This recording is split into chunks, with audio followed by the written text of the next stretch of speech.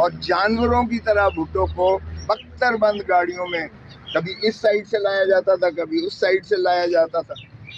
اس سے اتنے خائف تھے کہ اس کے قریب ایک میل تک وہ جو ہے پہلے ہی وہ لگا دیتے تھے، جو بھی کر دیتے تھے. مطلب کوئی احاطہ نہیں، کوئی اس میں آخاردار تاریں کہہ رہے ہیں یا جو بھی ہے، سیکیورٹی کر دیتے تھے، حصار بنا دیتے سیکیورٹی کا اس کے. اور اس میں جس وقت وکیلوں نے جرح کرنی تو مولوی مشتاق نے اپنی مرضی سے لکھوانا. اس پہ گواہ کچھ کہہ رہے ہیں، عدالت کچھ اور لکھوا رہی ہے. تو وکیلوں نے جب بائی کاٹ کیا تو مولوی مشتاق کہہ رہا ہے میں آپ کو اجازت نہیں دیتا، آپ ہی وکیل ہوں گے، اب آپ عدالتی معاون کے طور پر وکیل ہوں گے. ایسی بھی کبھی ٹرائل ہوتا دیکھا ہے. اور پھر اپروور جس طرح بنائے گئے، پھر ان کو جو ہے قرآن شریف اٹھا کے تو حمایل کے طور پر بھٹو نے 4 دن یہاں آ کر خود سپریم کورٹ میں آ کے خود پیش ہو کر انہوں نے بحث کی، اور وہ مارکت العرا ہے، تاریخ کا ایک حصہ ہے. صحیح. تو یہ جو 4-3 کا فیصلہ ہوا تھا، اس میں ایک جج صاحب نے لندن میں بھی اور بعد میں بھی تسلیم کیا کہ میں نے دباؤ کے تحت یہ فیصلہ جو ہے بھٹو کے خلاف دیا تھا. تو اگر اس کا نکال دے تو پھر 3-4 کے حساب سے وہ بری ہو رہے تھے بھٹو صاحب، لیکن ان کی بریت کے خلاف جو ہے پیسہ دے کر ان کو سزا کر رہے ہیں. ٹھیک ہے. کھوسا صاحب کیا سمجھتے ہیں اسی فیصلے کے بعد؟ دیکھا ہے کہ بے نظیر کی تصویریں ہیں وہ جہازوں کے اوپر سے پھینکی گئی، اور آج کے دور میں آج کل آپ کی آڈیو آ رہی ہے، تو یہ کون لوگ ہیں جو ٹیپس کرتے ہیں، تصویریں بھی پھنکواتے رہے ہیں؟ اور تب تصویروں کا اتنا نہیں تھا، آج کل کچھ آڈیوز آ جاتی ہیں.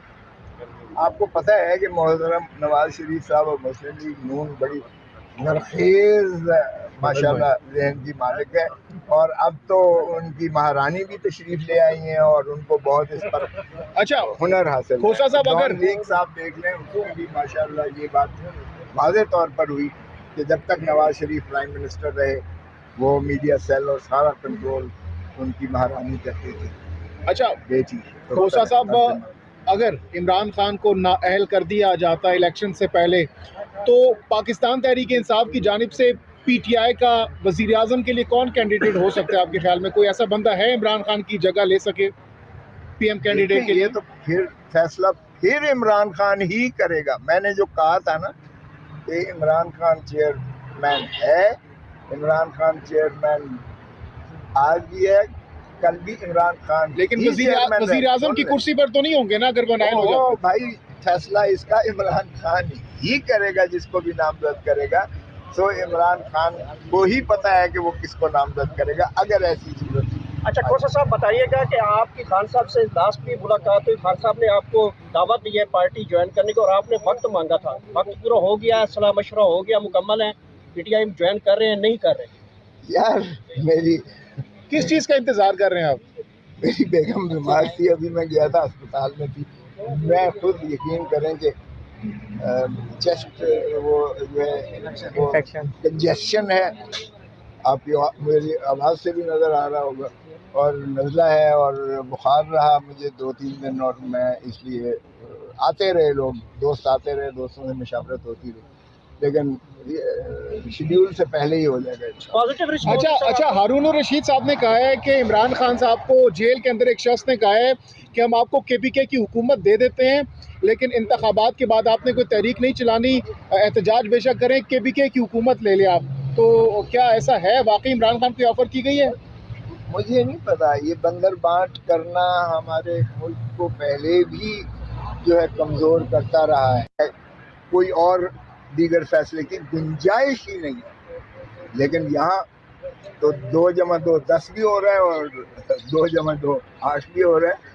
تو اس لیے اللہ مالک ہے، اللہ سے دعا گو ہے، اور اللہ تعالیٰ کا ایک حضور صلی اللہ علیہ وسلم کی حدیث ہے جو میں نے ایک کیس میں بھی کوٹ کی تھی کہ یہ اللہ کا جو ہے منصف کا کام، منصف کا جو ہے انصاف کرنا، یہ اللہ کے تفویض شدہ اختیارات میں سے ہے.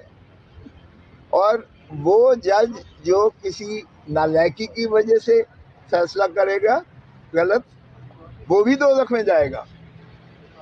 जो बेईमानी करके करेगा वो भी दोज़ख में जाएगा।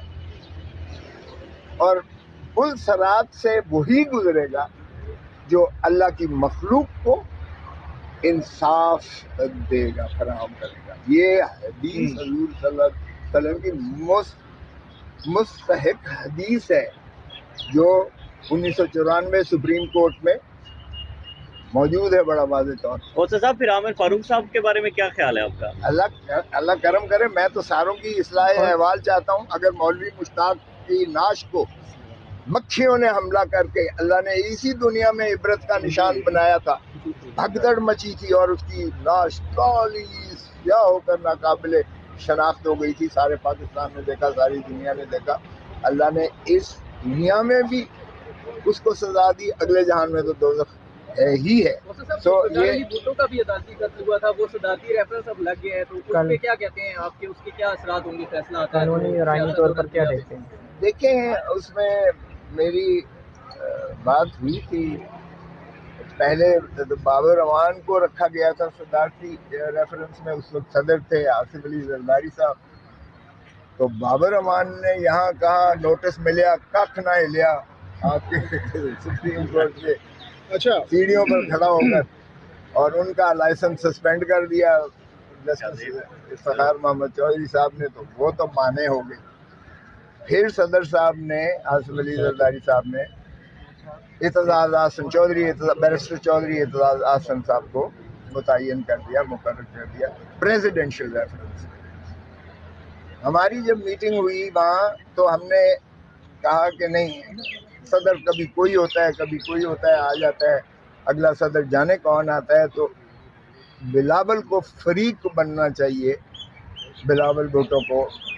और बेनज़ीर के कत्ल का केस जो आसिफ अली जरदारी खुद मुद्दई बने, वो मेरे ज़िम्मे लगा कि आप अपीलें दायर करेंगे आसिफ अली जरदारी साहब की तरफ से रावलपिंडी बेंच अदालत आलिया में, और 110 की दरख्वास्त जो है वो बिलावल की तरफ से फारूक नाइक दायर करेंगे।